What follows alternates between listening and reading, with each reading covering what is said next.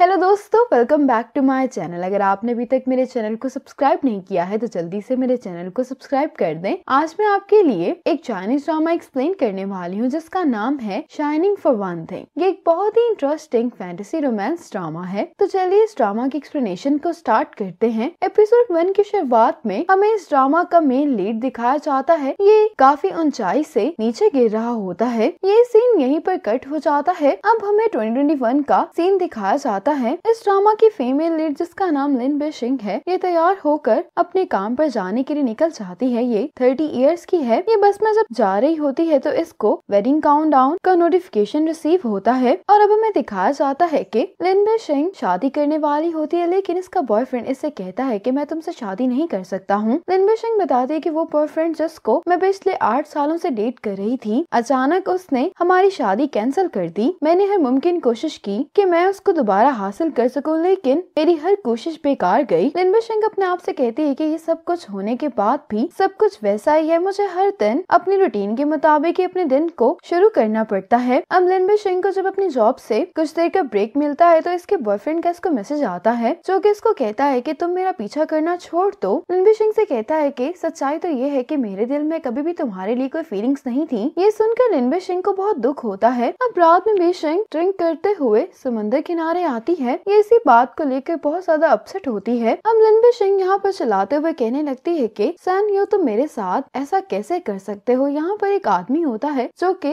लिन basin से कहने लगता है कि तुम्हारा भी ब्रेकअप हुआ है ना। मैंने तुम्हारे जैसी बहुत सारी लड़कियां देखी हैं जो कि ब्रेकअप होने के बाद यहाँ पर आकर चिल्लाती हैं। तो लिन बेशिंग कहती है कि मैं ब्रेकअप से ज्यादा टफ चीज एक्सपीरियंस कर रही हूँ। ये आदमी कहने लगता है कि जो चीज तुम्हारी है ही नहीं, तुम चाहे जितनी मर्जी कोशिश कर लो, तुम उसको अपने पास नहीं रख सकती। ये आदमी लिन बेशिंग को फिशिंग रॉड देता है और कहने लगता है कि जब तुम फ्री हो तो तुम फिशिंग करने के लिए चली जाना। ये कहने लगता है कि पूरी दुनिया तुम्हारे पीछे है, यानी कि ये तुम्हारे पास्ट में है। लिन बेशिंग इसकी बात सुनकर पीछे मुड़कर देख ही रही होती है कि इतने में ही ये आदमी गायब हो जाता है। बेशिंग जैसे ही घर पर आती है तो इसकी मॉम इसको डांटने लगती है कि तुम्हारी शादी होने वाली, लेकिन अभी भी तुम एक बहुत ही इरिस्पॉन्सिबल लड़की हो। बेशिंग के पेरेंट्स को भी ये बात नहीं मालूम कि इसका ब्रेकअप हो चुका है। बेशिंग जब अपने रूम में आती है तो इसकी नजर टेबल पर पड़े हुए इनविटेशन कार्ड पर पड़ती है। बेशिंग वार्डरोब से अपने लिए ड्रेस निकालने लगती है और कहने लगती है कि चाहे जिंदगी जैसी भी हो जाए, आपके पास हमेशा मौका तो होता ही है। कल मेरे पास आखिरी चांस है, इसीलिए मुझे अपने लिए लड़ना होगा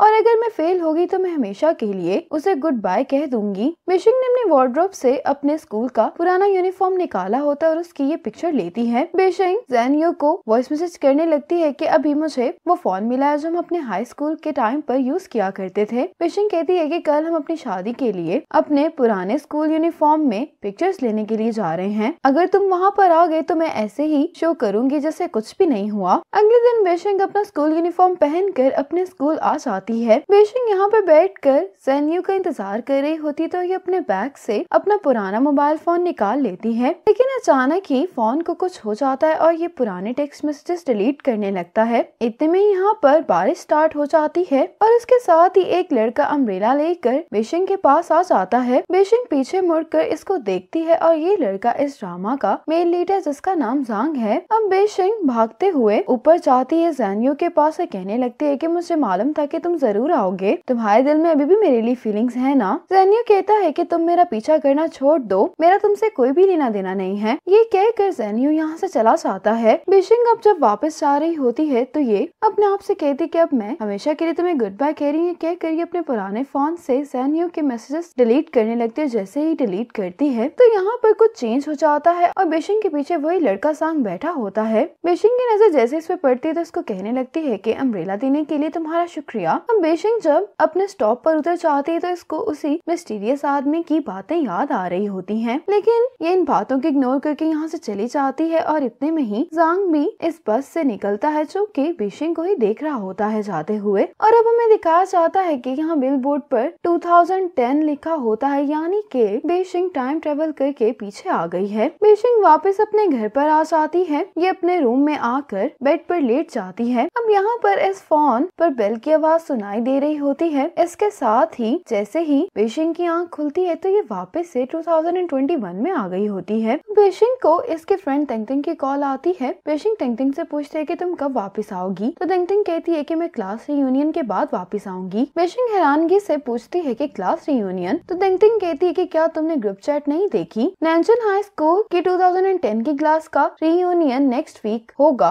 बेशिंग 2010 की क्लास की ग्रुप पिक्चर देखने लगती है। बेशिंग कहती लेकिन मैं इन क्लासमेट्स को अच्छे से नहीं जानती हूँ। तो तिंगतिंग कहती कि कोई बात नहीं, हम लोग एक ही स्कूल से हैं और इस पिक्चर में जांग भी होता है। बेशिंग इसका नाम देखकर तिंगतिंग से कहती कि क्या तुम जांग वेनसन को जानती हो? तिंगतिंग कहती कि ये भी हमारे साथ सेम ईयर में ही था। ये सुनते ही बेशिंग बाहर आती है और अपने भाई से पूछने लगती है कि वो अम्ब्रेला कहाँ पर है जो मैं वापस लाई थी। तो ये कहने लगता है कि तुम तो कोई भी अम्ब्रेला साथ नहीं लाई थी। इसका भाई कहने लगता है कि आज तो सनी डे था, तो तुम्हारे पास अम्ब्रेला कैसे हो सकती है और तुम कोई भी अम्ब्रेला वापस नहीं लेकर आई थी। ये सुनते ही बेशिंग को याद आता है कि बस से निकलते हुए जांग ने इसको अम्ब्रेला दी थी और इसने वापस घर आकर अम्ब्रेला को यहीं पर रखा था। इसका भाई इसके पास आ जाता है तो ये तो स्टक हो चुकी होती है। बेशिंग कहती कि शायद मुझे बहुत भूख लगी है। इसका भाई कहता है कि मैं तुम्हारे नूडल्स बनाता हूँ, तुम मेरे शो को पॉज कर दो। ये जब शो को पॉज करने के लिए चाहती है तो यहाँ पर टाइम ट्रेवल के हवाले से बताया जा रहा होता है। इतने में डोर नॉक होता है और बाहर ज़ेन्यू आया होता है। ज़ेन्यू कहता है कि ये तुम्हारा सामान है जो कि मेरे घर पर था। बेशिंग कहती कि तुमने मुझे दोपहर में ही ये सामान क्यों नहीं दे दिया। ये बात सुनकर ज़ेन्यू हैरान होता है। बेशिंग कहती कि क्या तुम वाकई में भूल गए हो क्योंकि तुम एक बिजी इंसान हो या वैसे ही प्रिटेंड कर रहे हो। ज़ेन्यू कहता है कि मैं कभी भी स्कूल यूनिफॉर्म में तुम्हारे साथ पिक्चर्स नहीं लेना चाहता था और वैसे भी मैंने अपना स्कूल यूनिफॉर्म ग्रेजुएट होते ही फेंक दिया था।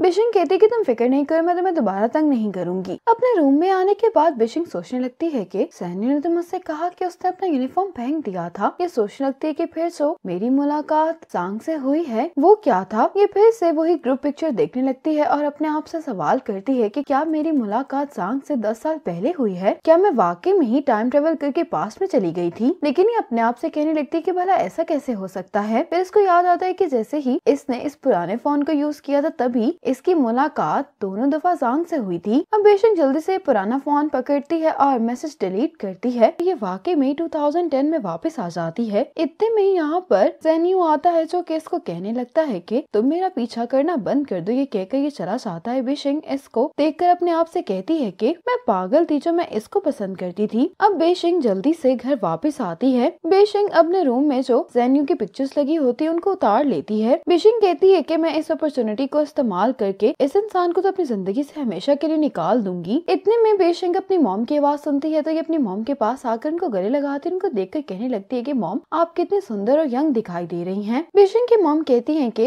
मेरी तारीफें करना बंद करो। ये बेशिंग से कहती है कि कल तुम्हारा कॉलेज एंट्रेंस एग्जाम है तो तुम्हें जाकर पढ़ाई करनी चाहिए। कॉलेज एंट्रेंस एग्जाम का नाम सुनकर तो बेशिंग चौंक जाती है। अगले सुबह बेशिंग के पेरेंट्स इसको कॉलेज एंट्रेंस एग्जाम के लिए लेकर आ रहे होते हैं तो बेशिंग कहती है कि मुझे ये एग्जाम नहीं देना, मैं पहले ही दे चुकी हूँ। इसकी मॉम इसको जबरदस्ती अंदर लेकर जा रही होती है तो बेशिंग कहती है कि ये कॉलेज एंट्रेंस एग्जाम इतना पेनफुल है कि इसको एक ही दफा एक्सपीरियंस करना काफी है, मैं इसको दोबारा एक्सपीरियंस नहीं करूंगी। अब बेशिंग के पेरेंट्स तो जबरदस्ती इसको एग्जाम देने के लिए भेज देते हैं। बेशिंग को तो कुछ भी नहीं आता होता, इसीलिए एग्जाम के दौरान उल्टी सीधी हरकतें कर रही होती है। बेशिंग एग्जाम देने के बजाय यहीं पर सो जाती है। इसके बाद जब एग्जाम खत्म हो जाता है तो बेशिंग बस स्टैंड पर बैठकर इंतजार कर रही होती है। इतने में यहाँ पर जांग भी आ जाता है। जांग को देखते ही इसके यूनिफॉर्म पर लगे हुए नेम प्लेट को देखने लगती है और कहती है कि तुम जांग ही हो ना। जांग हाँ में सर हिलाता है। बेशिंग कहती है कि मुझे माफ करना, मैं कुछ ज्यादा एक्साइटेड हो गई थी, क्या मैंने तुम्हें डरा तो नहीं दिया? जांग कहता है कि नहीं। बेशिंग इससे कहती है कि नंबर 11 यहाँ पर आ गई तो हम चलते हैं। जांग कहते है कि तुम्हें कैसे मालूम कि मैं भी नंबर 11 बस ही लेने वाला हूँ। बेशिंग कहती है कि हमारी पहले भी कुछ बार मुलाकात हुई, शायद तुम्हें मैं याद ना हूँ लेकिन तुम मुझे अच्छे से याद हो। ये सुनकर जांग मुस्कुराता है। अब ये दोनों जल्दी से बस में आ जाते हैं। घर पर वापस आने के बाद बेशिंग सोचने लगती है कि अब मैं वापस कैसे जाऊंगी। ये अपने आप से कहती है कि मैंने 2010 में किया हुआ मैसेज डिलीट किया था तो उसकी वजह से मैं यहाँ पर आ गई। बेशिंग कहती है कि मैं इंटरनेट पर सर्च करती हूँ कि टाइम ट्रेवल को कैसे खत्म किया जाता है। ये इंटरनेट पर सर्च करती है लेकिन 2G नेटवर्क इतना स्लो होता है कि काम ही नहीं कर रहा होता, इसलिए ये बेड पर अपना फोन फेंक देती है। इतने में ही इसको एक मैसेज रिसीव होता है और जब इसकी आंख खुलती है तो इसका नूडल का बाउल नीचे गिरकर टूट जाता है और ये वापस से 2021 में आ गई होती है। बाउल टूटने की आवाज सुनकर इसकी मॉम और भाई इसको देखने के लिए आते हैं। बेशिंग अपने भाई से पूछने लगती है कि भाई जो भी आप डॉक्यूमेंट्री देख रहे थे क्या वो मैं देख सकती हूँ? तो इसका भाई कहता है कि हाँ वो मैंने डाउनलोड की है। अब बेशिंग अपने लैपटॉप पर वही डॉक्यूमेंट्री देख रही होती है जो कि टाइम ट्रेवल के बारे में होती है। ये देखने के बाद ये अपने आप से कहती है कि मैं ट्रेवल ट्रैवल करके पास्ट में नहीं गई, बल्कि मैं एक नए टाइम एंड स्पेस में गई थी। इसी वजह से कुछ भी चेंज नहीं हुआ। अब इसको ज़ेन्यू का मैसेज आता है कि तुम्हें अपने फैमिली और रिलेटिव्स को बता देना चाहिए कि हमारी शादी कैंसिल हो गई है। अगली सुबह बेशिंग भागते अपने जॉब पर जा रही होती है। ये अपने मन में कहती है कि मुझे ऐसा नहीं लगता कि मेरी जिंदगी रुक गई है, क्योंकि मेरी जिंदगी इससे बेहतर नहीं हो सकती थी। ये एक पार्क में काम करती है। ये अपने आप से कहती है कि बल्कि मुझे तो ये पता ही नहीं है कि बेहतर जिंदगी होती क्या है। घर वापस आकर बेशिंग सोचती है कि अगर मैं अपनी जिंदगी चाहती हूँ तो क्या मुझे फिर से शुरुआत करनी होगी। अब यहाँ पर एक नोटिफिकेशन आता है, जिसको देखने के बाद बेशिंग 2010 के कॉलेज एंट्रेंस एग्जाम के आंसर्स इंटरनेट पर सर्च करती है। अगली सुबह ब्रेकफास्ट पर बेशिंग कुछ याद कर रही होती है, जिसको देखकर इसकी मॉम कहती कि तुम क्या याद कर रही हो। तो बेशिंग कहती है कि सो में एक नॉलेज कंपटीशन है, इसीलिए मैं उस कंपटीशन को जीतना चाहती हूँ। और अब बेशिंग 2010 के कॉलेज एंट्रेंस एग्जाम के सभी आंसर्स याद करने लगती है। बेशिंग अपने आप से कहती है कि अगर मुझे एक और मौका मिला तो मैं इस बार एग्जाम में टॉप करूंगी। बेशिंग को इसके बॉस की कॉल आती है, जिसको कहता है कि आज मीटिंग थी और तुम अभी तक नहीं आई हो। अगर तुम 10 मिनट तक यहाँ पर नहीं पहुँची तो मैं तुम्हें काम से निकाल दूंगा। बेशिंग जल्दी जल्दी तैयार होने लगती है, लेकिन मेरे इसको ख्याल आता है कि ये 10 मिनट में तो कभी भी नहीं पहुँच पाएगी। और ये अपने आप से कहती है कि वैसे भी मैंने सारे आंसर्स याद कर लिए हैं, तो यहाँ पर रहकर बॉस से बेइज्जती करवाने से अच्छा है कि मैं पास्ट में वापस चली जाऊँ। बेशिंग पुराने फोन से एक मैसेज डिलीट करती है और फिर से ये 2010 में वापस आ जाती है। ये एंट्रेंस एग्जाम से पहले वापस आ गई होती है, इसलिए बेशिंग को बहुत खुशी होती है। अब तेंग तेंग इसके पास आती है तो बेशिंग कॉलेज एंट्रेंस एग्जाम की तैयारी कर रही होती है, क्योंकि एग्जाम कल होता है। तेंग तेंग इसको कहती है कि मैं जानती हूँ कि तुम्हारा मूड खराब है, क्योंकि कल तुमने ज़ेन्यू से अपनी फीलिंग्स कन्फेस की थी और उसने तुम्हें रिजेक्ट कर दिया। बेशिंग कहती है कि ज़ेन्यू इतना इम्पोर्टेंट नहीं है मेरे पास करने के लिए, इससे भी ज्यादा अहम काम है। तेंग तेंग इसकी बात पर यकीन नहीं करती, लेकिन बेशिंग कहती है कि तुम्हें मेरे लिए परेशान होने की कोई जरूरत नहीं है, मैं बिल्कुल ठीक हूँ। अब यहाँ पर अनाउंसमेंट होती है कि 2010 की क्लास के सभी स्टूडेंट हॉल में जमा हो, क्योंकि इनकी ग्रेजुएशन फोटो ली जानी है वहाँ पर। अब सभी स्टूडेंट हॉल में जमा हो जाते हैं। अब ज़ेन्यू का दोस्त इसको धक्का देता है, जिसकी वजह से ज़ेन्यू की टक्कर बेशिंग से हो जाती है। अब सभी लोगों की अटेंशन इन दोनों पर चली जाती है। ये देख कर टीचर भी इनके पास आते हैं और कहने लगते हैं कि तुम लोगों की क्लास का यूनिफॉर्म भी सही नहीं है और तुम लोगों के ग्रेड्स भी अच्छे नहीं है। बेशिंग कहने लगती है कि हमारी क्लास इतनी भी बुरी नहीं है, किसी के बुरे ग्रेड्स आना इतनी भी कोई बड़ी बात नहीं, वैसे भी तो ये सिर्फ एक कॉलेज एंट्रेंस एग्जाम ही है। ये सुनकर इसके टीचर कहते हैं कि फिर तुम अपनी एग्जाम की प्रिपरेशंस बाकी सबके साथ भी शेयर करो। बेशिंग अपने टीचर से माइक्रोफोन लेकर बाकी सबको इस साल की चाइनीज कंपोजिशन का टॉपिक बताती है,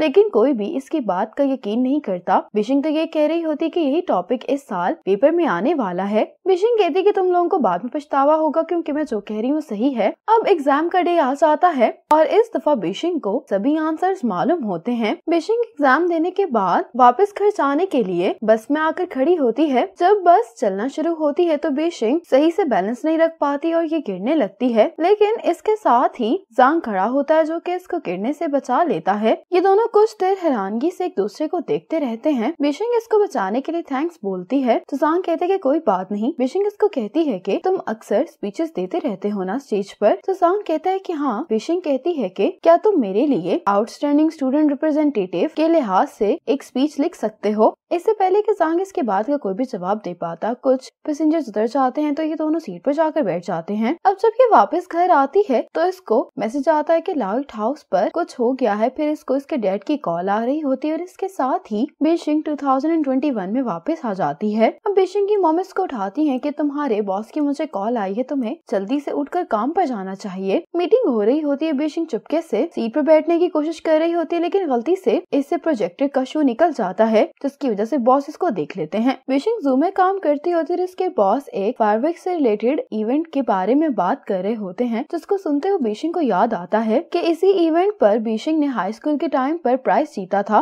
ये ज़ेन्यू के पास जाते हुए कहती है कि मैंने तुम्हारे लिए शूज खरीदे हैं, लेकिन ज़ेन्यू कहते हैं कि मुझे इसकी जरूरत नहीं है। बेशिंग ज़ेन्यू को रोकते हुए कहती है कि मुझे फर्स्ट प्राइज मिला है तो मैं स्टेज पर भी जा सकती हूँ, मैं तुम्हारे लिए गाना गाना चाहती हूँ। लेकिन ज़ेन्यू कहता है कि तुम ऐसा नहीं करना, क्योंकि मैं एम्बेरस नहीं होना चाहता। अब बेशिंग काम करते हुए सोच रही होती है कि यूँ अचानक से वापस वापस कैसे आ गई। अब बिशिंग हर चीज को दोबारा से याद करने लगती है, लेकिन इसको कुछ भी समझ में नहीं आता। साथ ही इसको ज़ेन्यू का मैसेज आ जाता है कि मैं हनीमून टूर और होटल कैंसिल कर रहा हूँ, तुम अपनी मॉम को नहीं बता पा रही तो मैं तुम्हारी मॉम से बात कर लूंगा। ये मैसेज देखकर बिशिंग को गुस्सा आ जाता है और फिर से ये अपना पुराना फोन निकाल लेती है, कहती है कि मैं इस दफा कामयाब जरूर होंगी। जैसे ही ये मैसेज डिलीट करती है तो ये 2010 में उसी इवेंट पर पहुंच जाती है जिसमें ज़ेन्यू इससे गिफ्ट लेने से इनकार कर रहा होता है। बिशिंग कहती कि मैं भी तुम्हें ये गिफ्ट नहीं देना चाहती। ये कहकर बिशिंग इस बॉक्स को फेंक देती है। ज़ेन्यू भी इसका बिहेवियर देखकर हैरान होता है और यहाँ से चला जाता है। इतने में ही एक वाटर बैलून आकर बिशिंग को लगता है। बिशिंग गुस्से में पूछती है कि ये किसने किया है, तो ज़ांग इससे माफी मांगते हुए इसके पास आता है कि मैंने ये जानबूझकर नहीं किया।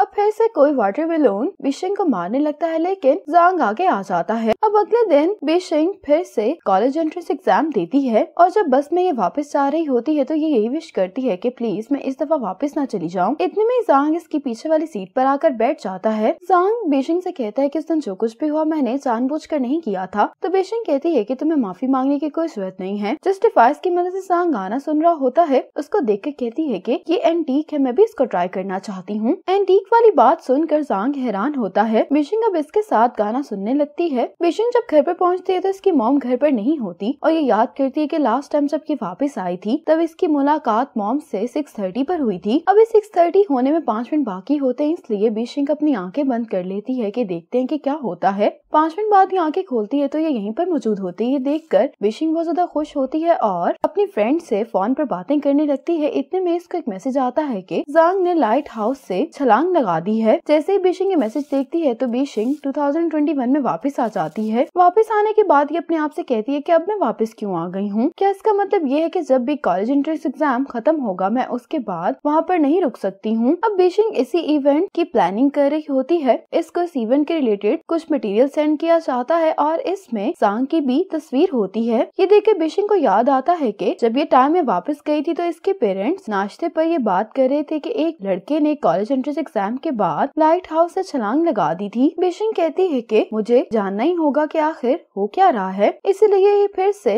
2010 में वापस आ जाती है। बिशिंग जल्दी से अपनी मॉम से पूछती कि मॉम अभी मैं हाई स्कूल में ही हूँ ना, तो इसकी मॉम कहती है कि ये भी भला कोई पूछने की बात है। अब बिशिंग बाहर जा रही होती कि इतने में ज़ांग इसके पास आता और इसका हाथ पकड़कर भागने लगता है क्योंकि कुछ लड़के ज़ांग का पीछा कर रहे होते हैं। बिशिंग इससे अपना हाथ छुड़वा कर पूछती कि तुम मुझे यहाँ पर क्यों लेकर आए हो, इसी वजह से मेरी कोक भी गुम गई है। लास्ट टाइम जब मेरी तुमसे मुलाकात हुई थी तब मुझे तुमने वाटर बैलून मारा था। ज़ांग कहता है कि तुम किस बारे में बात कर रही हो। तो बिशिंग को याद आता है कि ये इवेंट तो 2 दिन बाद होने वाला है। बिशिंग कहते खैर जाने तो तुम मुझे यहाँ पर क्यों लेकर आए हो। ज़ांग कहते कि मैं नेट बार गया था, वहाँ पर अचानक से गाँव में ना गया। बिशिंग हैरान होते हुए कहती है कि तुम अच्छे स्टूडेंट्स भी नेट बार चाहते हो। ज़ांग कहता है कि देर हो गई है, मुझे वापस घर जाना है, क्या मैं तुम्हें तुम्हारे घर तक छोड़ दूं। तो बिशिंग कहती है कि मेरा घर पास है, मैं खुद ही चली जाऊंगी। अब अगले दिन क्लास में तेंग तेंग बिशिंग को कल के इवेंट पर ज़ेन्यू के साथ जाने के लिए कह रही होती है, लेकिन बिशिंग इसके लिए इनकार करती है। ज़ेन्यू इनकी बातें सुनकर बिशिंग के पास आकर कहने लगता है कि अगर तुम्हें लगता है कि तुम इस तरह से मेरी अटेंशन हासिल कर लोगी तो ऐसा नहीं होने वाला, इसलिए तुम गिव अप कर दो। बिशिंग कहती है कि तुम्हें ऐसा क्यों लगता है कि मैं तुम्हें हर वक्त चेस करती रहती हूँ। तो ज़ेन्यू कहते हैं कि क्यों, क्या अब तुम्हें कोई नया टारगेट मिल गया है। तेंग तेंग कहती है कि क्या वाकई में ऐसी बात है, तुमने मुझे नहीं बताया। तो बिशिंग भी कह देती है कि हाँ वो टॉप स्टूडेंट है और इससे तो बहुत बेहतर है। तेंग तेंग कहती है कि तुम ज़ांग को कल के इवेंट पर इनवाइट करो, मैं भी उससे मिलना चाहती हूँ। तो बिशिंग इसके लिए मान जाती है। अगले दिन बिशिंग इस इवेंट पर आ जाती है। इतने में इसकी नजर पड़ती है कि ज़ांग भी यहाँ पर आ गया। ये ज़ांग के पास जाती है और उससे पूछती है कि तुम यहाँ पर क्या कर रहे हो। तो ज़ांग कहते हैं कि मैं बोर हो रहा था इसलिए वॉक के लिए आ गया। बिशिंग कहती है कि यहाँ पर अकेले घूमने से तुम बोर हो जाओगे, इसलिए मैं तुम्हारे साथ रहूंगी। अब ये दोनों जाने लगते हैं तो यहाँ पर तेंग तेंग के साथ ज़ेन्यू भी आ जाता है। अब ज़ांग बिशिंग को यहाँ से लेकर चला जाता है। ये दोनों एक मास्क स्टॉल पर मास्क ले रहे होते हैं। यहाँ पर ज़ेन्यू भी साथ वाले स्टॉल पर खड़ा होता है और ये यहाँ पर बिशिंग को टीज कर रहा होता है, जिसको देखकर बिशिंग को गुस्सा आ रहा होता है। अब ये सब लोग वाटर फाइटिंग करने के लिए आ जाते हैं। ज़ांग बिशिंग को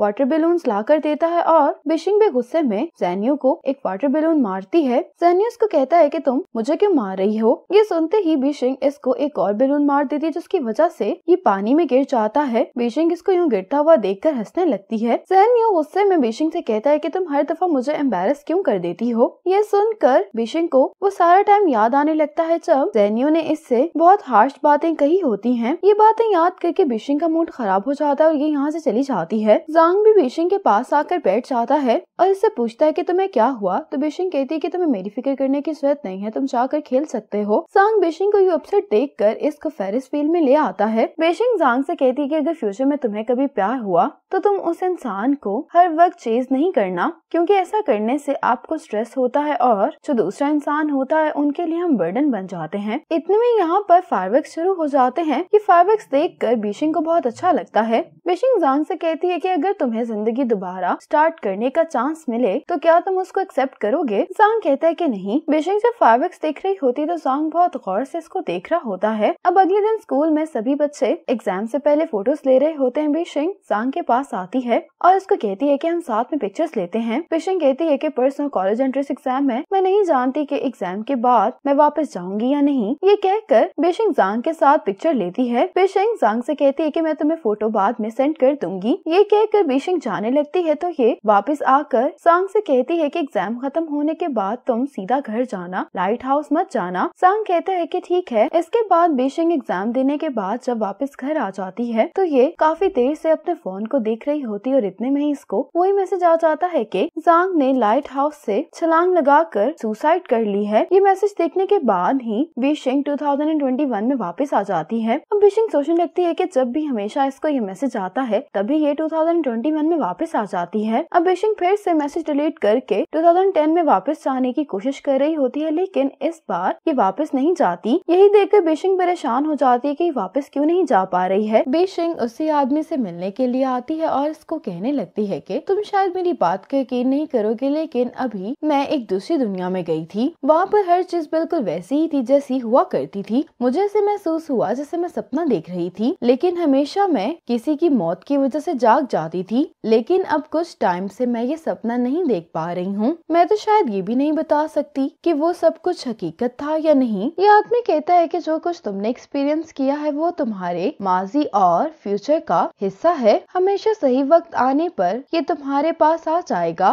बेशिंग कहती कि क्या तुम कुछ जानते हो। तो ये आदमी कहता है कि मैं तुम्हारे सीक्रेट्स कैसे जान सकता हूँ। ये कहकर ये आदमी यहाँ से चला जाता है। अब यहाँ पर बेशिंग को इसकी मॉम की कॉल आती है जो कि इसको घर पर आने के लिए कह रही होती है और कहती है कि तुम मेरे साथ कल वेडिंग ड्रेस ट्राई करने के लिए चलोगी। बेशिंग अपनी मॉम को ये बात बताने ही वाली होती है कि इसका और ज़ेनियो का ब्रेकअप हो गया है। कि इससे पहले इसकी मॉम इसको कहती है कि बस तुम जल्दी से घर आ जाओ। ये कहकर ये कॉल बंद कर देती हैं। अब बेशिंग को इसके बॉस की कॉल आती है जो कि आज इसको काम पर ना आने की वजह से जॉब से निकाल देता है। साथ ही बेशिंग को ग्रुप में मैसेजेस आ रहे होते हैं जिसमें ज़ेनियो सबको ये बताता है कि मैं तुम लोगों से अपनी न्यू गर्लफ्रेंड को मिलवाना चाहता हूँ। अब बेशिंग एक रेस्टोरेंट के बाहर खड़ी होती है और इतने में यहाँ पर तेंग तेंग आ जाती है। बेशिंग तेंग तेंग को देख कर कहने लगती है कि तुम मुझे माफ करना, मैंने तुम्हें अपने और ज़ेनियो के रिलेशनशिप के बारे में नहीं बताया कि हमारा ब्रेकअप कब हुआ। तेंग तेंग कहती कि मैं तुम्हें कुछ बताना चाहती हूँ। बेशिंग कहती कि मैं जानती हूँ कि तुम यहाँ पर इसलिए आई हो क्योंकि तुम्हें मालूम हो गया है कि ज़ेनियो अपनी न्यू गर्लफ्रेंड से सबको इंट्रोड्यूस करवाना चाहता है।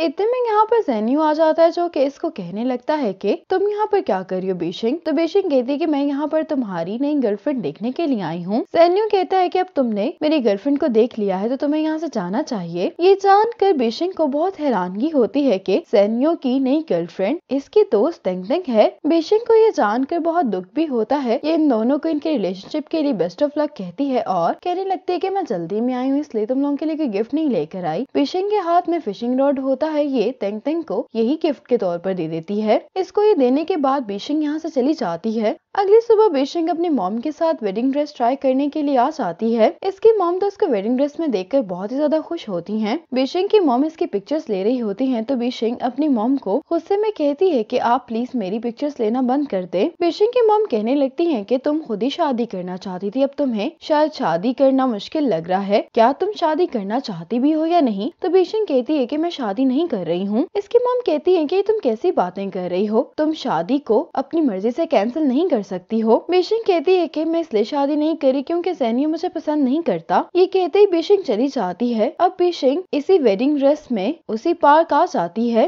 बेशिंग यहाँ पर वॉक करते हुए रो रही होती है। अब बेशिंग कैफे पर आ जाती है और बेशिंग ने यहाँ पर बैठकर बहुत ज्यादा कॉफी पी ली होती है। इतने में यहाँ पर ज़ेनियो आ जाता है जो कि बेशिंग से कहता है कि मुझे यहाँ पर तुम्हारी मॉम ने भेजा है। बीशिंग कहती है कि और ये ड्रेस मैंने इसलिए नहीं पहना ताकि तुम मेरे पास वापस आ जाओ। सेन्यू कहता है कि ठीक है, अब मैं तुम्हें वापस ले जाता हूँ और तुम्हारे पेरेंट्स से भी सारी बात हम क्लियर कर लेंगे। बीशिंग कहती है कि तुम्हें मेरे मॉम डैड को परेशान करने की कोई जरूरत नहीं है। सेन्यू कहता है कि अगर तुम ऐसी बातें करती रहोगी तो मैं यहाँ से चला जाऊंगा। बीशिंग कहती है कि तुम फिर चले जाओ, वैसे भी मैं भी यहाँ से जा रही हूँ। साथ ही यहाँ पर बीशिंग का भाई आ जाता है जो कि सेन्यू का आकर गिरेबान पकड़ लेता है, लेकिन बीशिंग अपने भाई से कहती है कि तुम इसको जाने दो। अब जब बीशिंग घर वापस आ जाती है तो तेंग तेंग इससे सॉरी कर रही होती है और इसको हाई स्कूल के टाइम की एक वीडियो भेजती है। बीशिंग जब इस वीडियो को देखती है तो इस वीडियो के अंदर एक लड़का जांग को मार रहा होता है। ये देखते ही बीशिंग को याद आता है कि जिस दिन जांग इसको अपने साथ लेकर भागा था उस दिन भी इसके पीछे यही लड़के थे। बीशिंग को अब ये बात रियलाइज होती है कि ये कोई सपना नहीं देख रही थी बल्कि वो सब कुछ रियल था। अब बीशिंग के पेरेंट्स और इसका भाई इसके रूम में आते हैं। बीशिंग की मॉम इसको बाहर आकर खाना खाने के लिए कह रही होती हैं। डैड तो गुस्सा होते हैं, कहने लगते हैं कि मैं अभी जाकर जेन्यू से बात करता हूँ कि उसकी मेरी बेटी को हर्ट करने की हिम्मत कैसे हुई। बीशिंग कहती है कि डैड जो होना था वो हो गया और मैं बिल्कुल ठीक हूँ, लेकिन इसी बात को लेकर बीशिंग के पेरेंट्स में बहस होने लगती है। बीशिंग जल्दी से अपना फोन उठाती है और एक मैसेज डिलीट करती है और इस बार बीशिंग 2010 में वापस आ जाती है। ये देखकर बीशिंग बहुत खुश होती है कि ये टाइम में वापस आ गई है और इस बार बीशिंग अपने सीनियर ईयर के शुरू के टाइम में वापस आई होती है। अब यहाँ पर बीशिंग जांग के पास आती है और इसको साइड में ले आती है और कहने लगती है कि इस टाइम सिर्फ तुम मेरी मदद कर सकते हो। बीशिंग जांग के पाँव पर हिट करती है। अपने टीचर से कहती है कि मुझे इसको इन्फर्मरी लेकर जाना होगा। अब डॉक्टर जांग को देख लेती है और इसको कहती है कि तुम थोड़ी सी मेडिसिन लोगे तो तुम ठीक हो जाओगे। डॉक्टर के यहाँ से जाने के बाद बीशिंग जांग से कहती है कि तुम्हारा आखिर मेरे से क्या कनेक्शन है, तुम मुझे हमेशा वापस क्यों भेज देते हो। जांग को इसकी कोई भी बात समझ में नहीं आ रही होती। बीशिंग से पूछती है कि तुम्हारा रेड बालों वाले गैंगस्टर से क्या ताल्लुक है या तुम्हें कोई आइडिया है कि तुम कैसे मरने वाले हो। जांग कहते हैं कि तुम कैसी बातें कर रही हो। तो बीशिंग कहती है कि तुम्हें मुझे बस ये बताना है कि क्या तुम्हारे साथ कुछ अजीब तो नहीं हुआ ताकि मैं तुम्हें प्रोटेक्ट कर सकूं। अब इतने में जांग के क्लासमेट्स इसको यहाँ से लेकर जाने के लिए आ जाते हैं। इसके बाद जांग जा रहा होता है तो बीशिंग इसको रोक कर मिल्क की बोतल देती है और इससे कहने लगती है कि तुम्हें मुझ पर भरोसा करना होगा क्योंकि तुम खतरे में हो, लेकिन तुम फिक्र नहीं करो, मैं तुम्हें प्रोटेक्ट करूंगी। इतने में फिर से जांग के क्लासमेट्स आ जाते हैं जो कि इसको यहाँ से लेकर चले जाते हैं। अब बीशिंग अपने आप से कहती है कि मुझे कुछ भी करके अपने आप को जांग की क्लास में ट्रांसफर करवाना होगा, तभी मैं इस पर सारा टाइम नजर रख पाऊंगी। अब बीशिंग टीचर्स ऑफिस में आकर जांग के क्लास इंचार्ज से बात कर रही होती है कि मैं आपकी क्लास में अपना ट्रांसफर करवाना चाहती हूँ और बीशिंग ने इस टीचर की काफी तारीफें करके इसको कन्विंस भी कर लिया होता है। इसके ट्रांसफर होने वाली बात बीशिंग के क्लास इंचार्ज पे सुन लेते हैं जो कि इसको अपने साथ आने के लिए कहते हैं। अब जब बीशिंग अपने टीचर के साथ इनके रूम में आ जाती है तो यहाँ पर जांग पहले से ही स्पीच का कंटेंट लेने के लिए खड़ा होता है। टीचर जांग से कहते हैं कि हमारा स्कूल हर चीज में अच्छा है, लेकिन हमें कभी भी स्पीच कंपटीशन में गोल्ड मेडल नहीं मिला तो तुम्हें इस पर मेहनत करनी होगी। जब बीशिंग की नजर स्पीच के टॉपिक पर पड़ती है तो वो होता है कि 10 साल बाद जिंदगी कैसी होगी। बीशिंग कहती है कि इस टॉपिक को मेरे से बेहतर और कोई भी नहीं जान सकता, इसलिए मुझे गोल्ड मेडल जरूर मिल जाएगा। ये कहने लगती है कि अगर मैं गोल्ड मेडल जीत गई तो आप मेरा ट्रांसफर क्लास 1 यानी जांग की क्लास में कर देंगे और अगर मैं ना जीती तो फिर आप मेरे साथ कुछ भी कर सकते हैं। बीशिंग के टीचर इसके लिए मान जाते हैं। इसके बाद बीशिंग की मुलाकात जांग से मार्ट पर होती है। जांग इसको देखकर भागने लगता है, लेकिन बीशिंग इसको कहती है कि तुम मुझे देखकर भागने क्यों लगते हो। जांग इस बात का कोई भी जवाब नहीं देता। इसके बाद से ही बीशिंग जांग को जबरदस्ती खाने पीने का सामान देती रहती है और इसके साथ वापस इसको घर भी छोड़ने के लिए जाती है और जांग ना चाहते हुए इसको इग्नोर नहीं कर पा रहा होता। आज तो बीशिंग जांग की क्लास में आकर सभी स्टूडेंट्स के लिए पॉप्सिकल्स ले आती है। बीशिंग अब जांग के पास आकर इसको एक पॉप्सिकल देने लगती है तो जांग कहता है कि मुझे नहीं चाहिए और ये बीशिंग से कहता है कि तुम मुझे गिफ्ट्स देना बंद कर दो। तो बीशिंग कहती है कि ठीक है, फिर तुम मुझसे वादा करो कि तुम स्पीच कंपटीशन के दौरान मुझे जीतने का चांस दोगे। मैं वाकई में तुम्हारी क्लास में आना चाहती हूँ और मेरे यहाँ पर आने में तुम्हारा ही फायदा है। लेकिन जांग मुसलसल बेशिंग को इग्नोर किया जा रहा होता है। अब यहाँ पर तेंगतेंग आ जाती है जो कि बेशिंग से कहती है कि मैंने लैब के बारे में कुछ रूमर सुने हैं, तुम्हें मेरे साथ वहाँ पर आना होगा। अब रात में बेशिंग तेंगतेंग के साथ लैब में आ जाती है। तेंगतेंग को तो बहुत डर लग रहा होता है और यहाँ पर ये एक आवाज सुनती है। इसको लगता है कि कोई भूत है, इसी वजह से ये यहाँ पर बेहोश हो जाती है और बेशिंग भी इसको बंद करके यहाँ से बाहर आ जाती है। बेशिंग को केमिस्ट्री लैब से कुछ आवाज सुनाई दे रही होती है तो ये केमिस्ट्री लैब में जाकर देखती है तो यहाँ पर ज़ांग होता है। बेशिंग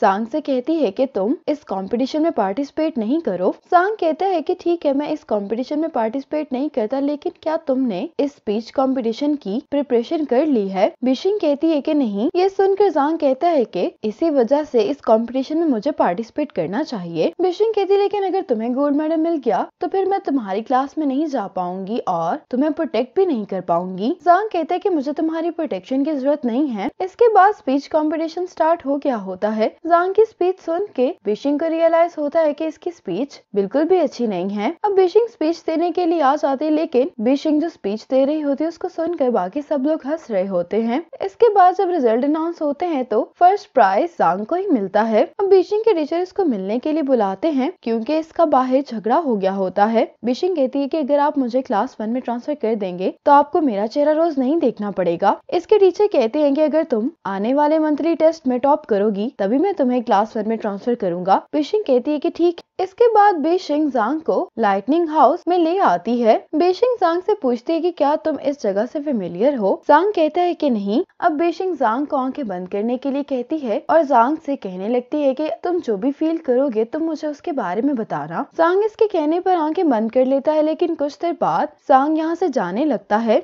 लेकिन जब बेशिंग इसको वापस खींच रही होती है तो ज़ांग के हाथ में जो स्नैक्स का पैक होता है वो नीचे गिर जाता है। बेशिंग भी डर जाती क्योंकि ज़ांग भी गिरने वाला होता है। बेशिंग इससे ऐसा करने के लिए माफी मांगती है और कहती है कि तुम टेस्ट की प्रिपरेशन में मेरी मदद कर दो, तुम तो जीनियस हो, टेस्ट में टॉप करके ही मैं तुम्हारी क्लास में आ सकती हूँ। ज़ांग कहता है कि हमें नीचे चलना चाहिए। अब बेशिंग क्लास में होती है तो उसका फ्रेंड कहता है कि क्या तुम इस मंथली एग्जाम में टॉप 50 पर आ जाओगी? बेशिंग कहती है कि मुझे नहीं मालूम। तो इसका फ्रेंड कहता है कि मंथली एग्जाम्स प्रिंट हो गए हैं और वो ऑफिस में हैं। ये आइडिया सुनकर बेशिंग अपने आप से कहती है कि मुझे ऐसा नहीं करना चाहिए बल्कि ज़ांग की मदद लेनी चाहिए। अब स्कूल से वापसी पर बेशिंग ज़ांग से कहती है कि मैंने तुमसे कहा था कि तुम टेस्ट की प्रिपरेशन में मेरी मदद कर दो, तुमने उस बात का जवाब नहीं दिया। ज़ांग कहते हैं कि मैं इस बारे में सोचूंगा। ये कहकर ये फौरन यहाँ से चला जाता है। अब बेशिंग यहाँ पर उन्हीं में से एक बदमाश लड़की को देखती है जो कि स्टूडेंट से ज़ांग के बारे में ही पूछ रहा होता है। बेशिंग ये देखकर हैरान हो जाती। अब बेशिंग ज़ांग के पास रेड कलर की विग लेकर जाती है और इससे पूछती है कि क्या इसको देखकर तुम्हें कुछ याद आ रहा है? ज़ांग कहता है कि नहीं। बेशिंग इससे पूछती है कि क्या अभी रिसेंटली तुम्हारा किसी से कोई झगड़ा तो नहीं हुआ? ज़ांग कहता है कि नहीं। बेन को बातें करता हुआ ज़ेन्यू भी देख रहा होता है और इसको अच्छा नहीं लग रहा होता कि बेशिंग अब ज़ांग में इंटरेस्टेड दिखाई दे रही है। फिर ये दोनों बस स्टॉप पर आते हैं तो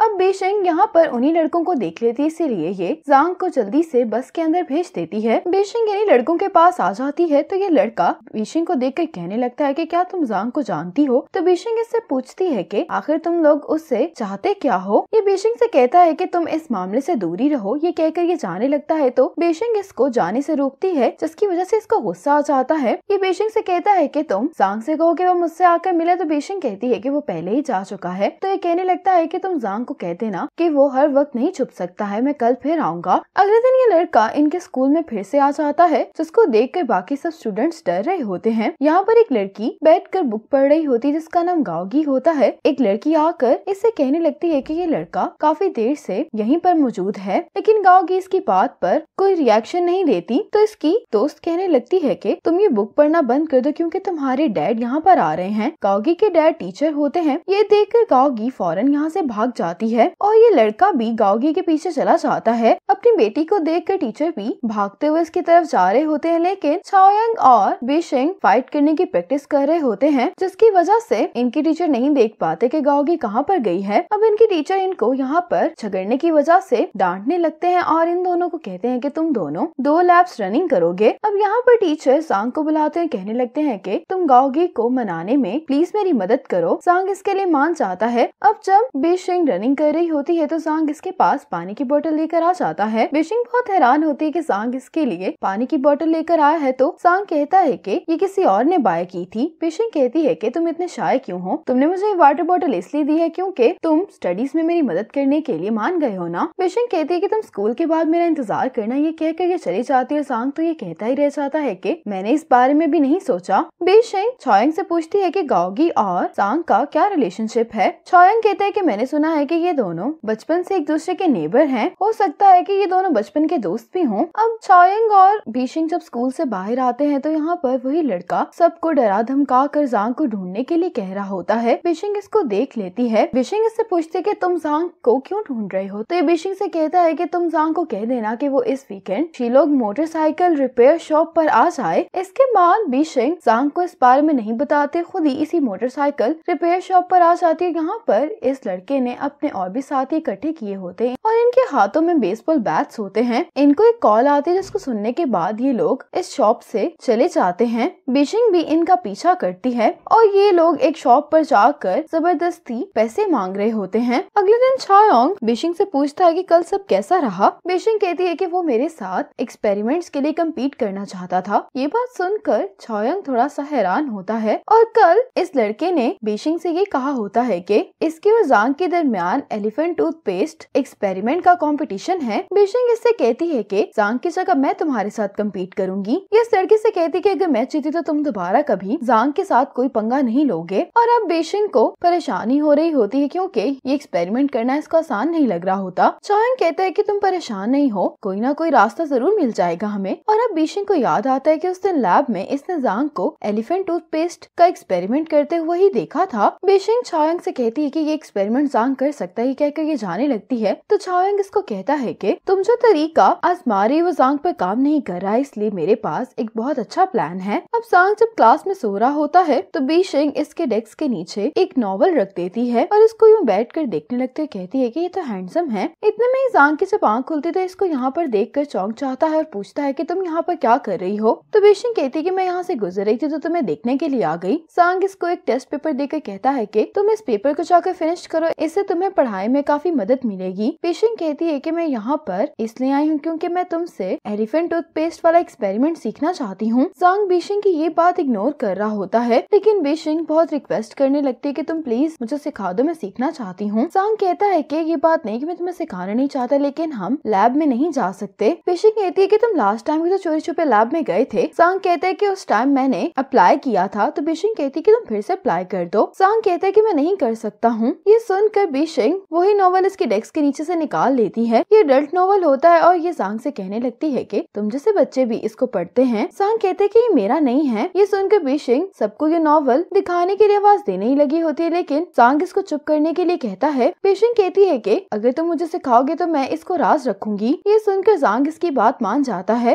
अब रात में सांग और बीशिंग लैब में आ जाते हैं और सांग बीशिंग को ये एक्सपेरिमेंट करना सिखाने लगता है। सांग की इंस्ट्रक्शन से बीशिंग एलिफेंट टूथपेस्ट बनाने में कामयाब हो जाती है। एकदम से बाहर आता है तो सांग इसको पीछे कर लेता है और बीशिंग को ये देखकर बहुत अच्छा लग रहा होता है कि इसका एक्सपेरिमेंट कामयाब हो गया है। इतने में गार्ड पूरे स्कूल का राउंड ले रहा होता है। ये लैब से जब आवाज सुनता है तो पूछता है कि अंदर कौन है। ये सुनते ही सांग बीशिंग का हाथ पकड़ता है, इसको लेकर यहाँ से भाग जाता है। अब बीशिंग चोयंग के क्रोस्टाक क्लब में जब आती है तो यहाँ पर गाओगी पहले से ही मौजूद होती है, जो कि बीशिंग को देखकर कहने लगती है कि मेइजी के मुताबिक तुमने सांग की मदद की है। ये बीशिंग से पूछने लगती है कि आखिर तुम सांग की मदद क्यों कर रही हो। बीशिंग कहती कि मुझे नहीं मालूम कि तुम किस बारे में बात कर रही हो। गाओगी कहती कि मेरे सवाल का जवाब दो। तो बीशिंग कहती है कि सांग एक बहुत अच्छा स्टूडेंट है और ऐसी बहुत सारी चीजें हैं जिनको सांग डील नहीं कर सकता है। गाओगी कहती है कि मुझे परवाह नहीं कि तुम कुछ भी करो, लेकिन जब मेइजी आएगा तो मैं तुम्हारी मदद करूंगी। अब मेइजी और बीशिंग के दरमियान एलिफेंट टूथपेस्ट बनाने का कंपटीशन स्टार्ट हो गया होता है और इन दोनों के कंपटीशन को गाओगी जज कर रही होती है। अब चोयंग के पास क्लास में सांग आता है, जो कि इससे बीशिंग के बारे में पूछ रहा होता है। चोयंग कहते कि तुम बीशिंग को क्यों ढूंढ रहे हो। सांग कहता है कि जो एक्सपेरिमेंट मैंने उसको सिखाया था उसमें एक छोटी सी गलती है, इसीलिए मैं उसको करेक्ट करना चाहता हूँ। चोयंग इसको बता देता है कि एक बदमाश सा लड़का बीशिंग को लेने के लिए आया था, वो उसके साथ चली गई। ये सुनकर सांग परेशान हो जाता है और उससे पूछता है कि वो लोग कहाँ पर हैं, तो चायोंग इसको अपने क्लब जाने के लिए कह देता है। सांग ये सुनते ही भाग जाता है। अब मेइजी ये एक्सपेरिमेंट करने में कामयाब हो जाता है और ये गाओगी से कहता है कि मैंने तुम्हें कहा था ना कि मैं भी तुम लोगों की तरह एक्सपेरिमेंट को कर सकता हूँ। बेशिंग ये देखकर बहुत हैरान होती है, कहती है कि तुम सिर्फ इस एक्सपेरिमेंट की खातिर सांग को बुली कर रहे थे। मेइजी कहने लगता है कि मैं सांग के साथ कम्पीट करके सिर्फ ये प्रूव करना चाहता था कि मैं उससे बेहतर हूँ। इतने में सांग भी भागता हुआ यहाँ पर आ जाता है। सांग बेशिंग से पूछता है कि क्या तुम ठीक हो। बेशिंग कहती है कि हाँ, बस मैं इस कंपटीशन को हार गई हूँ। मेइजी कहता है कि तो तुम सांग हो जो मुझसे मिलने के लिए नहीं आए, तुम कितने बुज़दिल हो, एक लड़की तुम्हें प्रोटेक्ट कर रही है। ये कहकर ये सांग के पास आने लगता है, लेकिन गाओगी इसको रोकते हुए कहती है कि तुम चाहे जो मर्जी कर लो, सांग तुमसे बहुत बेहतर और स्ट्रॉन्ग है। ये कहकर गाओगी चली जाती है और मेइजी भी इसके पीछे चला जाता है। बेशिंग कहती है कि अब मुझे समझ आ गई है कि तुम्हें तुम्हारा लव राइवल टारगेट कर रहा था। सांग बेशिंग से कहते हैं कि मुझे तुम्हारी प्रोटेक्शन की जरूरत नहीं है, तुम्हें क्लास 1 में अपना ट्रांसफर करवाना, इसलिए मैं तुम्हारी स्टडी में हेल्प करने के लिए तैयार हूँ। ये कहकर सांग चला जाता है।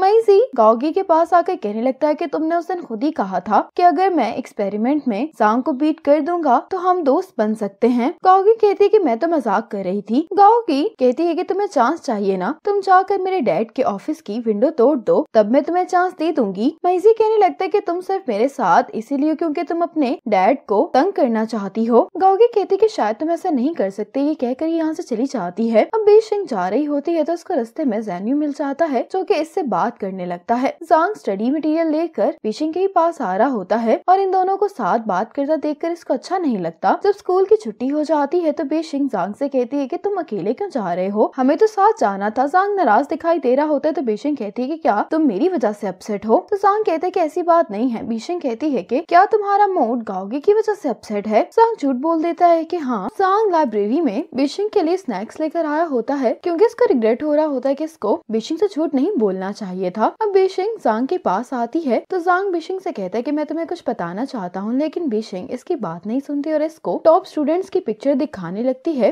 कि तुम इनके साथ स्टडी कर सकते हो, इससे तुम्हें फायदा होगा। लेकिन सांग को ये देखकर गुस्सा आ जाता है और ये नाराज होकर बाहर आ जाता है। बेशिंग बाहर आकर सांग से कहती है कि मैंने मेइजी के साथ कंपटीशन इसलिए किया था क्योंकि मुझे डर था कि मेइजी गाओगी की वजह से तुम्हें मुश्किल में डाल देगा। सांग इसको बताना भी चाह रहा होता है कि ये और गाओगी सिर्फ फ्रेंड्स हैं, लेकिन बेशिंग इसकी बात ही नहीं सुनती। बेशिंग कहती है कि मेइजी भी तुम्हारे लिए कोई प्रॉब्लम खड़ी कर सकता है, इसीलिए अब से मैं तुम्हें हर जगह फॉलो करूंगी जब तक ये मसला सॉल्व नहीं हो जाता, क्योंकि मैं मेइजी को बताना चाहती हूँ कि तुम मेरे हो, इसलिए वो तुम्हें बुली नहीं कर सकता। ये बात सुनकर सांग को अच्छा लगता है और ये बेशिंग की बात मान जाता है। बेशिंग सांग से कहने लगती है कि स्कूल में इतनी लड़कियां हैं, तुम सिर्फ गाओगी के बारे में क्यों केयर करते हो, वो तुम्हारे लिए थोड़ी सी डेंजरस है। सांग इस बात का जवाब नहीं देता तो बेशिंग कहती है कि अब कल मुलाकात होगी। ये कहकर ये चली जाती है। आज गाओगी की तबीयत खराब होती है, ये अपना टेम्परेचर चेक कर रही होती। इतने में इसके डैड आते हैं जो कि इसको कहते हैं कि तुम जल्दी करो, कहीं स्कूल के लिए लेट नहीं हो जाना। इसके डैड फोन पर बात कर रहे होते हैं और ऐसे ही यहाँ से चले जाते हैं। ये देखकर गाओगी को अच्छा नहीं लगता कि इसके डैड इसकी बिल्कुल भी केयर नहीं करते। आज सुबह सांग बेशिंग के लिए ब्रेकफास्ट खरीद कर इसके यहाँ पर आने का इंतजार कर रहा होता है। अब बेशिंग यहाँ पर आ जाती है। सांग बेशिंग को देखकर बहुत खुश होता है और ये बेशिंग को डम्पलिंग्स देता है। बेशिंग इसको देखकर कहती है कि अच्छा है कि आज तुम बहुत एनर्जेटिक दिखाई दे रहे हो। सांग कहता है कि अब हम चलते हैं। बेशिंग यहाँ पर शंगशंग को बुला लेती है। ये शंगशंग से कहती है कि ये टॉप स्टूडेंट है,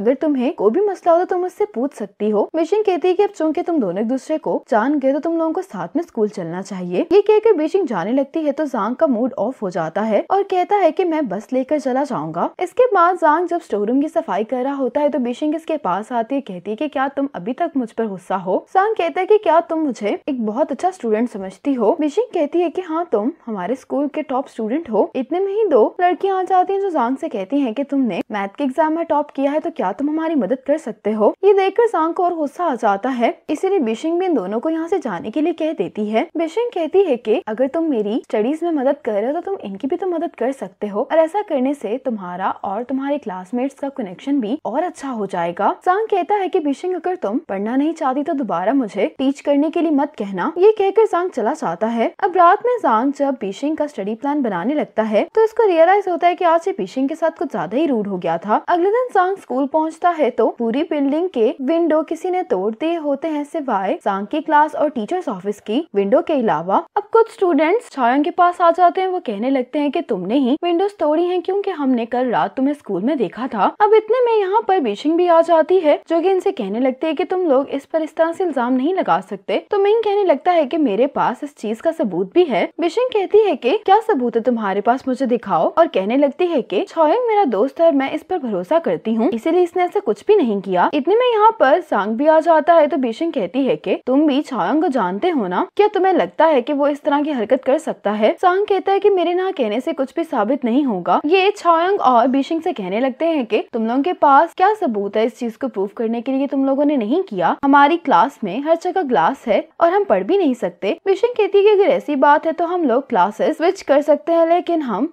कोई भी इल्जाम एडमिट नहीं करेंगे, और जब सच मालूम हो जाएगा तो तुम लोगों को हमसे माफी मांगनी होगी। ये लोग इसके लिए मान जाते हैं। बिशिंग और छॉयंग को सांग पर गुस्सा होता है कि इसने इनका साथ नहीं दिया। अब बिशिंग अपनी क्लास में आकर सबको क्लास चेंज करने के लिए मनाने लगती, लेकिन कोई भी इसके लिए नहीं मान रहा होता। छॉयंग बिशिंग से कहता है कि तुम रहने दो। बिशिंग कहती है कि अगर आज मैं छॉयंग के लिए स्टैंड ले रही हूँ तो इसकी वजह ये नहीं है कि छॉयंग मेरा दोस्त है। अगर तुम में से भी किसी पर भी इल्जाम लगता तो मैं उसके लिए भी स्टैंड लेती, क्योंकि हम एक क्लास हैं। ये बात सुनकर बाकी स्टूडेंट्स भी क्लास चेंज करने के लिए तैयार हो जाते हैं। अब बिशिंग अपनी क्लास के साथ जांग की क्लास में आ जाती है। बिशिंग जांग के पास जाकर कहने लगती है कि अगर तुम मुझे नहीं भी पढ़ाओगे तब भी मैं टॉप 50 में तो आ ही जाऊंगी। अब गाओगी जब क्लास में आती है तो ये देखकर हैरान हो रही होती है कि मेजी ने वाकई में इसकी बात मान ली। अब रात में जांग मेजी से मिलने के लिए इसकी शॉप पर आता है। जांग कहते हैं कि मैं यहाँ पर तुमसे ये पूछने के लिए आया हूँ कि तुमने हमारी क्लास का ग्लास तोड़ा है। तो मेजी गुस्से में इसको कहने लगता है कि तुम्हें तुम्हारे पेरेंट्स ने नहीं सिखाया कि तुम किसी पर भी कोई इल्जाम नहीं लगा सकते। सांग कहते हैं कि मैंने क्लासरूम के बाहर ऑयल भी देखा था जो कि इस शॉप का लग रहा है। ये सुनकर मेजिस को छोड़ देता है और कहने लगता है कि अपनी बात मुकम्मल करो। सांग कहते हैं कि अगर शायद ने काम किया होता तो वो सिर्फ हमारी क्लास की विंडो तोड़ता, क्योंकि वो हमें नापसंद करता है, लेकिन वो टीचर्स ऑफिस का भला ग्लास क्यों तोड़ता। और अब हमें दिखाया जाता है कि कल रात ये काम वाकई में मेजी ने किया होता है। सांग कहते हैं कि मैंने तुम्हारा एक्सपेरिमेंट देखा था और तुम्हारा एक्सपेरिमेंट वाकई में मेरे से अच्छा था। ये मेजी को कुछ पैसे देता है। कहने लगता है कि इस वजह से मेरे दोस्त पर इल्जाम लगा है, इसलिए मैं उम्मीद करता हूँ कि तुम मेरे दोस्त का नाम क्लियर करने में मेरी मदद करोगे। इतने में यहाँ पर बिशिंग भी आ जाती है, जो कि मेजी से कहती है कि मैंने तुमसे कहा भी था कि अगर तुम्हें जांग से कोई भी मसला हो तो तुम्हें मुझसे बात करनी है। मेजी इस बात का जवाब नहीं देता और जांग से कहता है कि तुम अपने पैसे वापस ले जाओ, कि मैंने किया है तो इसको सॉल्व भी मैं खुद ही करूंगा। वापस आते हुए बिशिंग जांग पर इस बात को लेकर गुस्सा कर रही होती कि आखिर तुम अकेले मेजी से मिलने के लिए क्यों आ गए, तुमने मुझे क्यों नहीं बताया। तो जांग कहता है कि अगली दफा मैं तुम्हें बताऊंगा। बिशिंग अब जांग से सॉरी कहती है कि सुबह मुझे लगा कि तुम भी बाकी सब जैसे हो जिन्हें छॉयंग पर बिल्कुल भी भरोसा नहीं। और ये जांग से कहती है कि मैंने तुम्हारा बनाया हुआ स्टडी प्लान देख लिया था और अब से मैं दूसरी लड़कियों को भी तुम्हें तंग करने के लिए नहीं बुलाऊंगी। जांग कहते हैं कि फिर तुम्हें पहले 3 चैप्टर्स रिवाइज कर लेने चाहिए। ऐसे ही बातें करते हुए दोनों यहाँ से चले जाते हैं। अगले दिन जांग और बिशिंग जब मिलकर पढ़ रहे होते हैं तो जांग बिशिंग को अपने और गाओगी के बारे में बताने लगता है, लेकिन इतने में गाओगी आ जाती है जो कि जांग से कहती है कि तुम्हारा वक्त मेरा है। जांग ये बात सुनकर हैरान हो जाता है कि आखिर ये क्या बात कर रही है। और बिशिंग भी कहती है कि मैं तुम दोनों के बीच में नहीं आऊंगी, लेकिन उसके बावजूद भी मुझे जांग को प्रोटेक्ट करना होगा। गाओगी कहती कि मुझे कोई मसला नहीं है, कहकर ये चली जाती है। इसके बाद बिशिंग जब अपनी क्लास में पढ़ रही होती है तो ज़ेन्यू मुसलसल बिशिंग को देखे ही जा रहा होता है। आज मैं इसी गाओगी के डैड से सॉरी करने के लिए आ जाता है कि ये काम मैंने किया है। गाओगी के डैड कहते हैं कि तुम्हें अपने पेरेंट्स को यहाँ पर बुलाना होगा ताकि मैं उनसे बात कर सकूं। मेजी कहता है कि मेरे पेरेंट्स काम पर हैं और वो मेरी बिल्कुल भी परवाह नहीं करते। ये सुनकर ये कहने लगते हैं कि फिर तुम अपनी जिंदगी कैसे गुजार रहे हो। मेजी कहते हैं कि मुझे जो भी जॉब मिलती है मैं वो कर लेता हूँ। ये कहकर मेजी जाने लगता है तो गाओगी के डैड इसके पैसे इसको वापस करते हैं और ये मेजी से कहते हैं कि मैं तुम्हें स्कूल के स्टूडेंट की तरह ही ट्रीट करूंगा, इसलिए तुम जाकर बाहर की सफाई करोगे, यही तुम्हारी पनिशमेंट है। ये मेजी से कहते हैं कि तुम्हारे कपड़े भी कितने गंदे हैं, ऐसे किसी के पास माफी मांगने के लिए आते हैं। ये कहकर गाओगी के डैड इसको पहनने के लिए शर्ट भी देते हैं। अब क्लास में आकर गाओगी के डैड अनाउंस कर देते हैं कि विंडो छॉयंग ने नहीं तोड़ी थी। ये सुनकर बिशिंग और छॉयंग बहुत ज्यादा खुश हो जाते हैं। अब इनके टीचर कहते हैं कि विंडो रिपेयर की जाने, इसलिए तुम लोग कुछ देर कहीं और पर जाकर पढ़ोगे। जब ये लोग जा रहे होते हैं तो छॉयंग कहता है कि ज़ेन्यू ने भी मेरी बहुत मदद की थी, तो क्यों ना आज हम लोग मिलकर डिनर करें। बिशिंग कहती है कि अगर तुम्हें उसके साथ डिनर करना है तो तुम कर सकते हो,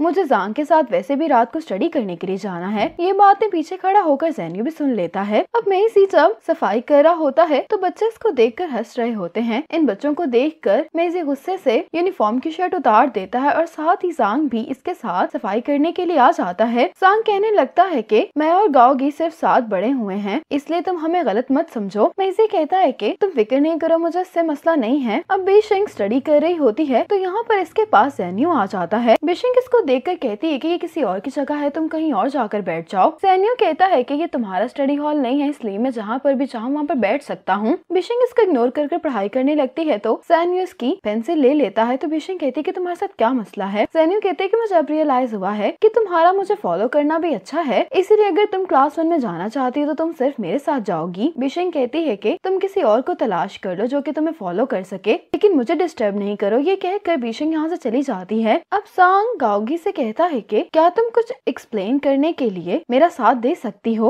और इतने में ही जांग ज़ेन्यू और बीशिंग को एक साथ देख लेता है, जो देखकर इसको अच्छा नहीं लगता। गाओगी भी ये देखकर कहने लगती है कि अगर बीशिंग तुम्हारे लिए इतनी इम्पोर्टेंट है तो तुम्हें इस तरह से यहाँ पर बैठकर टाइम वेस्ट नहीं करना चाहिए। आज संडे होता है तो सांग को गाओगी का मैसेज आता है कि मैं तुम्हारे साथ बीशिंग को कोई भी एक्सप्लेनेशन नहीं दूंगी, इसलिए तुम्हें जो भी करना है खुद ही करना है। इतने में यहाँ पर बीशिंग भी आ जाती है। जांग बीशिंग से यही बात करने ही वाला होता है कि यहाँ पर ज़ेन्यू आ जाता है। बीशिंग इससे पूछते कि तुम यहाँ पर क्या कर रहे हो, तो ज़ेन्यू कहता है कि मैंने तुमसे कहा था ना कि मैं भी तुम्हारे साथ क्लास 1 में जा रहा हूँ। ज़ेन्यू कहता है कि मैं भी लाइब्रेरी जा रहा हूँ तो इसलिए हम इकट्ठे चलते हैं। और सांग से कहता है कि तुम पढ़ाई में मेरी भी मदद करना। बीशिंग कहती है कि सांग इसके लिए नहीं मानेगा, लेकिन जांग मान जाता है। अब लाइब्रेरी आने के बाद ज़ेन्यू का बीशिंग के साथ बात करना सांग को अच्छा नहीं लगता, इसलिए ये बीशिंग से कहता है कि तुम मेरी सीट पर आकर बैठ जाओ। अब जांग ज़ेन्यू को जो क्वेश्चन सॉल्व करने के लिए देता है वो ज़ेन्यू को बहुत मुश्किल लगते हैं। बीशिंग के सारे आंसर्स ठीक होते हैं तो जांग इसको ये पेपर सॉल्व करने के लिए दे देता है। बीशिंग इसको भी सॉल्व कर पा रही होती है देखकर ज़ेन्यू हैरान हो जाता है कि बीशिंग कब से पढ़ाई में इतनी अच्छी हो गई। जांग ज़ेन्यू से कहता है कि तुम पढ़ाई में हमें मैच नहीं कर पा रहे हो तो क्यों ना तुम घर चले जाओ। ये बात सुनकर ज़ेन्यू को गुस्सा आ जाता है और ये कहने लगता है कि तुम इंटेलिजेंट होगे, लेकिन क्या तुम मुझे बास्केटबॉल में हरा सकते हो। यही कहता हुआ ज़ेन्यू जांग को जबरदस्ती बाहर ले आता है। ज़ेन्यू कहता है कि यहाँ पर बास्केटबॉल कोर्ट नहीं है तो क्यों ना एक साइकिलिंग कंपटीशन हो जाए। जांग कहते हैं कि इससे अच्छा मैं बीशिंग को जाकर मजीद लेसन दे देता हूँ। ज़ेन्यू कहता है कि बीशिंग से पहले मैं मिला था, इसीलिए उसको मैं तुमसे ज्यादा बेहतर जानता हूँ। जांग कहता है कि तुम इस बात को लेकर इतना श्योर कैसे हो कि तुम उसको जानने वाले पहले हो।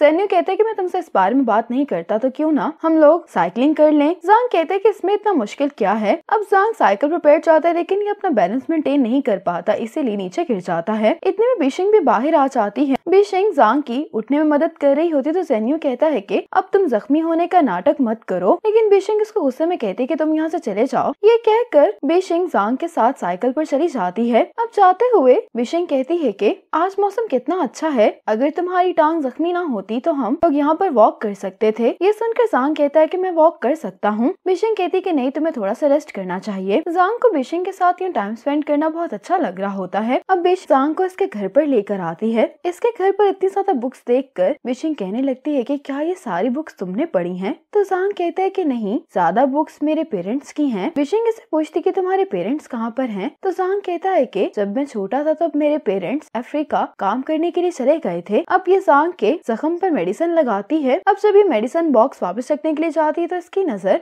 जांग की एक फोटो पर पड़ती है, जिसको देखकर बीशिंग कहती है कि तुम मिडिल स्कूल में बास्केटबॉल टीम के मेंबर थे। तो जांग कहता है कि हाँ। बीशिंग ने इसका स्कूल का नाम लिया होता है, इसलिए जांग कहता है कि तुम्हें मेरे स्कूल के टीम का यूनिफॉर्म याद है अभी तक? बीशिंग कहती है कि हमारे स्कूल का एक दफा तुम लोगों की बास्केटबॉल टीम के साथ मैच हुआ था और उसी गेम के दौरान मुझे ज़ेन्यू से प्यार हुआ था। जांग कहते हैं कि इस वजह से क्योंकि वो बहुत अच्छा खेलता है। बीशिंग कहती है कि नहीं, उसने मेरी जान बचाई थी और मेरी जगह पर उसको चोट लग गई थी, लेकिन अब हम सिर्फ नॉर्मल क्लासमेट्स हैं। जांग बीशिंग को बता चुका होता है कि इसके और गाओगी के दरमियान कुछ भी नहीं है। बीशिंग ने इस बात का कोई भी खास रिएक्शन नहीं दिया होता। अब जांग को याद आने लगता है कि उसी मैच के दिन ये बीशिंग को एक ब्रेसलेट और लेटर देने के लिए जाता है, लेकिन बीशिंग इससे रेस्टरूम का पूछकर यहाँ से चली जाती है। यानी कि जांग अपने मिडिल स्कूल के टाइम से ही बीशिंग को पसंद करता है। इसके बाद जांग की स्टोर के बाहर मेजी से मुलाकात होती है तो ये दोनों बात करने के लिए बैठ जाते हैं। मेजी कहता है कि मुझे तुम्हें देखकर बहुत रश्क आता है कि तुम्हें टीचर, स्टूडेंट और लड़कियां सभी पसंद करते हैं, तुम जो भी चाहते हो तुम्हें मिल जाता है। जांग कहता है कि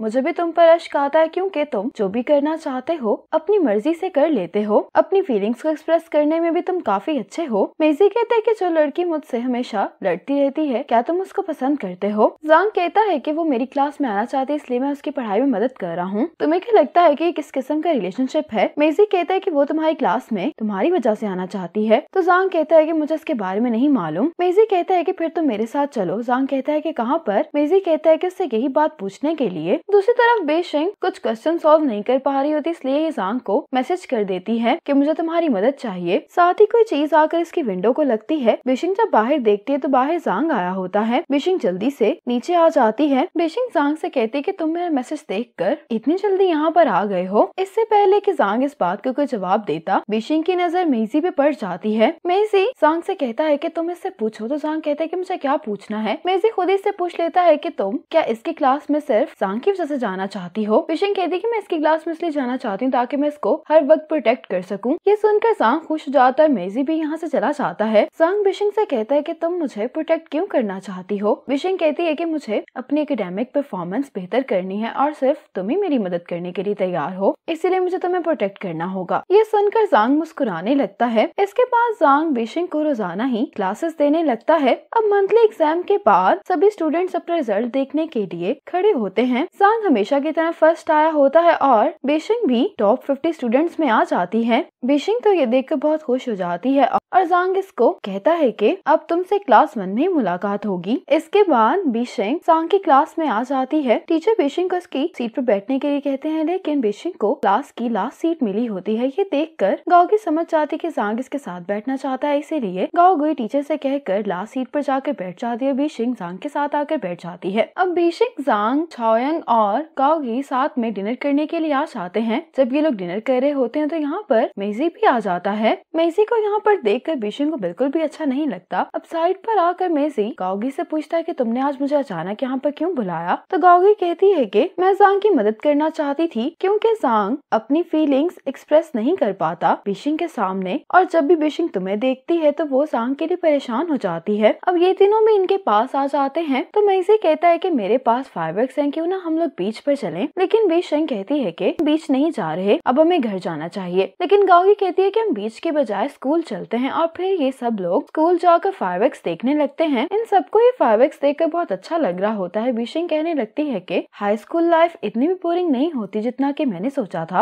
अब यहाँ पर गाओगी के डैड इन सब को देख लेते हैं इसीलिए ये सब लोग तो भाग जाते हैं लेकिन गाओगी यहीं पर ही खड़ी रहती है। चाओयंग इसको भी भागने के लिए कह रहा होता है लेकिन ये यहीं पर खड़ी रहती है और ये अपने डैड से कहती है कि ये मैंने किया है। तो चाओयंग कहता है कि मैं भी इसमें शामिल था। ये तीनों छुपकर देख रहे होते हैं। बेशिंग कहती कि ये लोग क्या बातें कर रहे हैं। मेजी कहता है कि गाओगी यही चाहती थी इसी वजह से तो वो मैं स्कूल लेकर आई थी क्योंकि ये अपने डैड को तंग करना चाहती है। गाओगी पहले इसी तरह के काम करने के लिए मुझे इस्तेमाल किया करती थी और मुझे लगा कि ये मुझे पसंद करती है। मेजी जांग से कहता है कि अब मैं जा रहा हूँ। जब ये चला जाता है तो बेशिंग जांग से कहती है कि तुम दोनों इतने क्लोज कब हुए, आखिर तुम्हारा इससे रिलेशनशिप क्या है। तो जांग कहता है कि हम दोनों बस दोस्त हैं। अब इन दोनों को रनिंग की पनिशमेंट मिल जाती है। गाओगी कहती कि मेरे डैड कह रहे थे कि तुम भी पहले बहुत शरारतें कर चुके हैं, तुमने ऐसा क्या किया है। चाओयंग कहते कुछ ज्यादा नहीं किया, मैं एक मास्टर कॉमेडियन बनना चाहता हूँ इसीलिए मैं कुछ स्किल्स प्रैक्टिस करता रहता हूँ। गाओगी कहती कि नेक्स्ट टाइम मैं भी तुम्हारे साथ आऊंगी। अब रात में बेशिंग जांग को सपोर्ट करने के लिए पेंट कर रही होती है कि जांग तुम बेस्ट हो। जांग कहता है कि ये तो सही है लेकिन हैंडराइटिंग इतनी अच्छी नहीं है। बेशिंग कहती है कि अब तुम ज्यादा लालची मत बनो। ये कहकर ये अपने बैनर्स उठाने लगती है तो जांग इसको रोक देता है। बेशिंग के फेस पर पेंट लगा होता है और जांग बहुत हिम्मत करके बेशिंग के फेस से पेंट साफ कर देता है जिसकी वजह से बेशिंग भी थोड़ा सा शॉक होती है। जब ये दोनों बाहर आते हैं तो यहाँ पर बारिश हो रही होती है। जांग कहता है कि तुम्हारे पास अम्ब्रेला नहीं है तो बेशिंग कहती है कि नहीं। जांग कहता है कि ठीक है फिर मैं तुम्हें घर ले जाता हूँ। बेशिंग जांग से कहती है कि मैं तुम्हें थैंक्स कहना चाहती हूँ। जांग कहते हैं लेकिन क्यों। बेशिंग कहती है कि तुमने मुझे ये रियलाइज करवाया है कि यूथ इतनी ग्रेट भी हो सकती है। ये सुनकर जांग को अच्छा लगता है। अगले दिन बेशिंग जब स्कूल आती है तो ये देखती है कि इसका बैनर बाहर पड़ा होता है और बारिश की वजह से सारा पेंट फैल गया होता है। जांग कहता है कि कोई बात नहीं, तुम पहले ही मुझे शेयर कर चुकी हो। बेशिंग कहती है नहीं, मुझे आज ही ही बैनर बनाना होगा। अब बेशिंग बैनर के लिए चीजें ढूंढने के लिए स्टोर रूम में आ जाती है। अब यहाँ पर तेंग तेंग इससे बात करने के लिए आती है, लेकिन बेशिंग कहती है कि मुझे तुमसे कोई भी बात नहीं करनी, वैसे भी मैं जल्दी से बैनर बना के गेम देखना चाहती हूँ। ये जब चीजें ढूंढने में मसरूफ हो जाती है तो तेंग तेंग इसको स्टोरेज रूम में ही लॉक कर देती है और कहती है कि तुम यहीं से अब मैच देखना। और दूसरी तरफ गेम स्टार्ट भी हो गई होती है। ज़ेन्यू जांग से कहता है कि आज तो तुम हारने वाले हो। इतने में ही बेशिंग भी विंडो खोलकर जांग को चीयर करने लगती है। जांग बेशिंग को यहाँ पर देखकर हंसने लगता है, लेकिन ऐसा करते हुए बेशिंग ने ऊपर आने के लिए जिन स्टूल्स का इस्तेमाल किया होता है वो